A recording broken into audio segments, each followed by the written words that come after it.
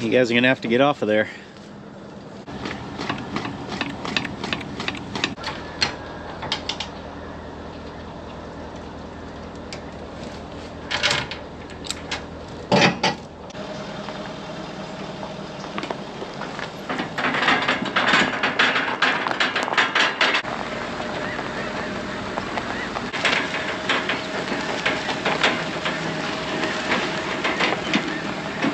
Well, I think today's the day I need to think about moving the round bale feeder and a round bale down to the harvest steers. And by think about doing that, I mean I need to do it. I've got this old Powder River ring feeder here, and I used this at the steer pasture last year. In hindsight, I should have just left it there because I never ended up using it here. Sometimes I do need it. But this thing's getting loaded on the trailer and heading back to the steer pasture today. And it's not that the feed over there is getting particularly short, but it's just, you know, we're kind of getting to that time of year. The days are short, the mornings are cold, and the grass just does not grow like it used to. That's what's going on today on Farmer Tyler Ranch.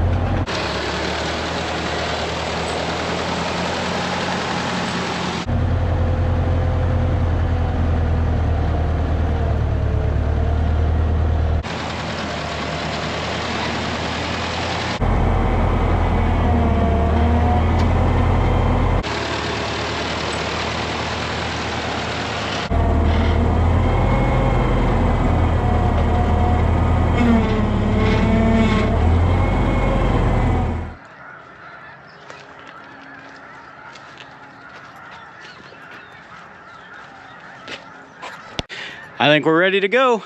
We got one dog. Where's the other one? Belly! Here! There she is. Come on, let's get in. Oh, you want to try it. You want to try it, I can tell.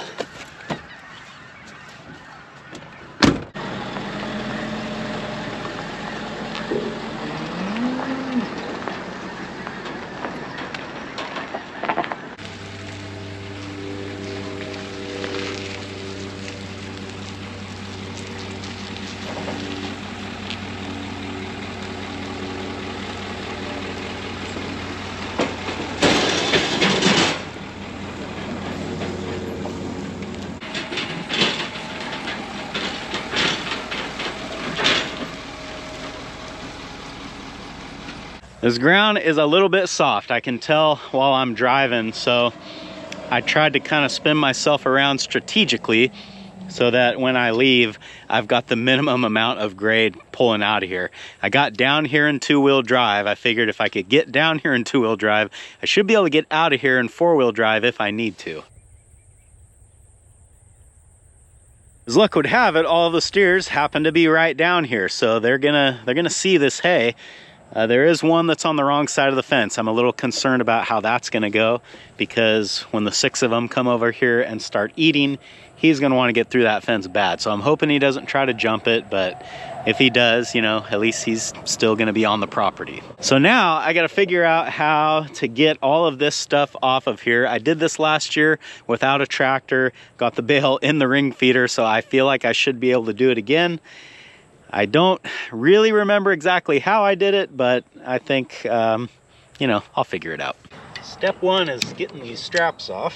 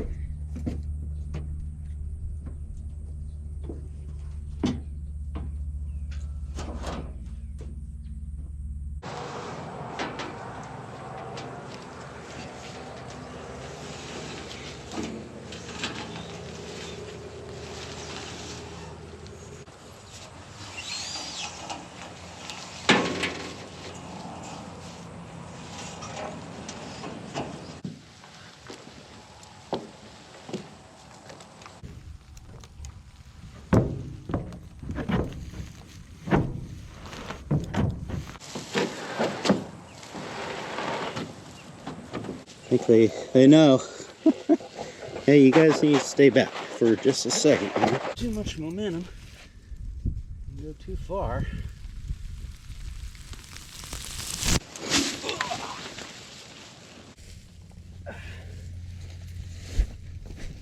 Yeah, gotta get out of here. A minute. One more minute.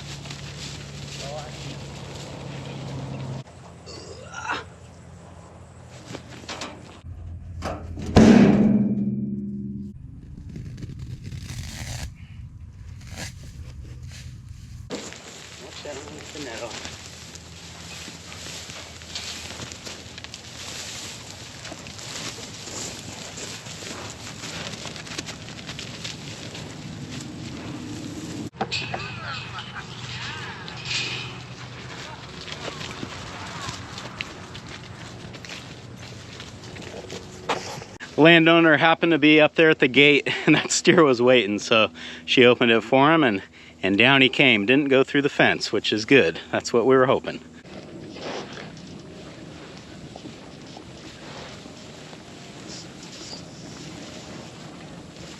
Well, I'd say they're pretty happy with that. It's they still got some feed out here. It's not like they were starving, but you just can't beat variety apparently.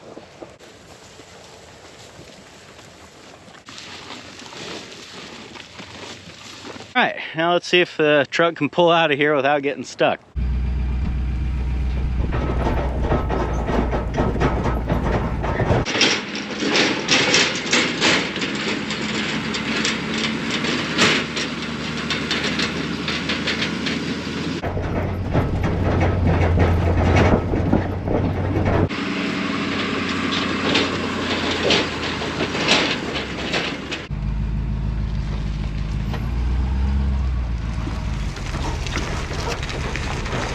And while I'm here with the trailer, I got to grab a couple of these panels because I'll need them when I ship cattle over to the winter pasture. So let's just grab them while we're here.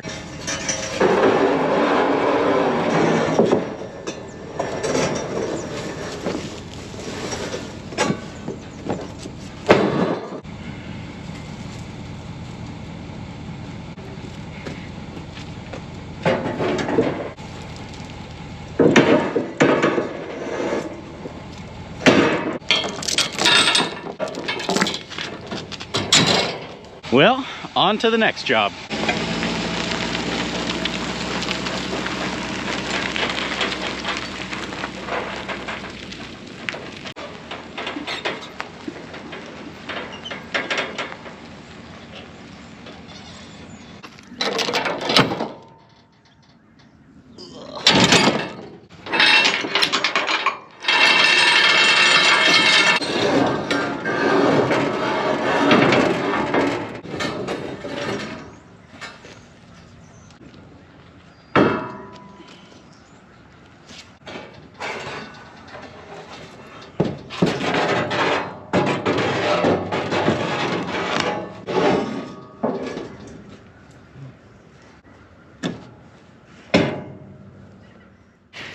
Way back there in the back of the barn, I see a black cat sitting there, and I'm surprised that I've never caught that on the trail cam yet. Looks pretty comfortable back there. I don't know. Maybe I need to put the camera over here on the other side. But the reason I came over here was not to look at cats and talk about cats. I want to talk about hay storage, hay management, sort of my feeding plan, and the way that I keep tabs on how things are going throughout the winter. Every year when I fill this barn, I don't just throw some random number of hay bales in here. I've actually got it figured out pretty closely to how many bales that I'm going to need to get through the winter time. And that will even include sort of an emergency stash, which several years I have had to dip into. When I'm figuring out how much hay I have to keep, I'm usually shooting on the high side. So if I'm not like exactly sure, for example, how many bales I'll end up feeding to the wean calves before I take them to the sale, I'll over guess on that. But on the flip side of that, as the year goes by, I'm taking notes and keeping track of what I'm actually giving them. And I do that year by year so that I can sort of keep track and even make a better prediction for the following year based off of all the information that I've gathered from previous years. For me, my feeding requirements change throughout the year. There's several reasons for this, but probably the biggest reason is that cattle numbers fluctuate throughout the year. In about a week, a little over half of these mother cows are going to go off to winter grazing, which will change feed requirements for the cows that are here. And then shortly after that, we'll take about 2/3 of our calf crop to the sale. All of these things are going to have a dramatic impact on how much hay I need to feed every day. And in fact, November and December are my biggest hay months because all the cows are here and I haven't sold anybody yet. So I will go through my greatest amount of hay during this time period. The easiest way that I have found to monitor this and to sort of get a snapshot of where I'm at, what kind of shape I'm in as far as my hay supply, is to calculate my bales fed per day. For example, right now the adult cow herd is getting 1 bale per day. The weaned calves are getting 2 bales for every 3 days, or 0.66 bales per day. And the steers, will factor them in as well, 1 bale every 7 days, which works out to 0.14 bales per day, bringing us to a total of 1.8 bales fed per day. Once I figure out my bales fed per day, then I can count the bales that are left in the barn, divide it by that number, and then I get an accurate snapshot of how long I can feed at that current rate. Each layer or face of this hay stack is 18 bales on the big side, 5 bales in the wing here. So knowing that, I can just walk along the side of the barn, count how many faces, or how many, what would you even call that? I'm gonna call it a face. How many faces are in the barn, and then multiply that by 23? Yes, 23. We've got 1, 2, 3, 4, 5, 6, 7, 8, 9, 10. Looks like 10 full faces, plus 9, and let's see, and 6. So plus 15. So 10 times 23, 230 plus 15. We got 245 bales here. Divide that by 1.8. I'm gonna get the calculator for that one. Means that at this rate, we could feed 136 more days. 136 days equates to about 4.5 months. So we could pretty safely say that feeding at this rate could get us to the end of April. Hopefully, we should start getting warm weather by as early as the end of February, and hopefully by the middle of March, at which point I could start grazing these cattle and probably not have to feed them any hay. But again, and I cannot say this enough times, when you're figuring out how much hay you need for the year, always overshoot it, because it is far better to get to the end of the year or to start spring grazing and have several bales left over than it is to not get that far and run out of hay, try to scramble to buy it, possibly face selling cows because you can't feed them. It is just so much better to have some extra hay at the end of the winter, and that is what I shoot for. And this is something that needs constant monitoring, because while right now I know I said that this is like the most hay that I will feed throughout the year, and that is almost definitely true. But what will happen is when we get into January, these cattle will enter their third trimester where their nutritional requirements will go up. So I'll have to be feeding them more pounds per day, the ones that are here. And then the cattle that go over to the winter pasture, if that grass is at all questionable, I'll have to supplement them with hay as well. Because the one time of year that you don't want to shortchange your cattle is when they're getting into that final trimester, when somewhere around 70% of fetal growth is happening. So their nutritional requirements are the highest during that time and the first 3 months after calving while they're doing that first lactation. So the cattle's needs will go up, but probably around that same time we'll be taking a bunch of calves to the sale, so their needs will go down. But depending on what the weather does, we might have to start feeding at the winter pasture. We might start having to take more hay over to the steers. They might end up needing more than 1 bale a week. So as you can see, there's a lot of unknown. A lot of it is weather dependent, and that's why you want to overshoot when you're stocking up your barn. While I'm thinking about it, I am going to move this trail camera, and actually I haven't checked it in a couple days, so maybe I should do that too. I thought I'd try putting the trail camera up here.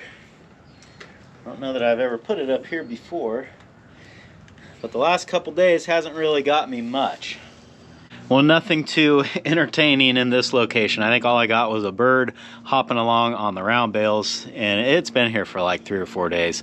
So I think I want to put this camera on the other side of the barn where I saw that black cat and see if we can catch him. I was kind of avoiding putting the trail cam over here just because I figured those 2 kittens be setting it off constantly. I didn't need to have hours and hours of footage of them playing or doing whatever they're doing.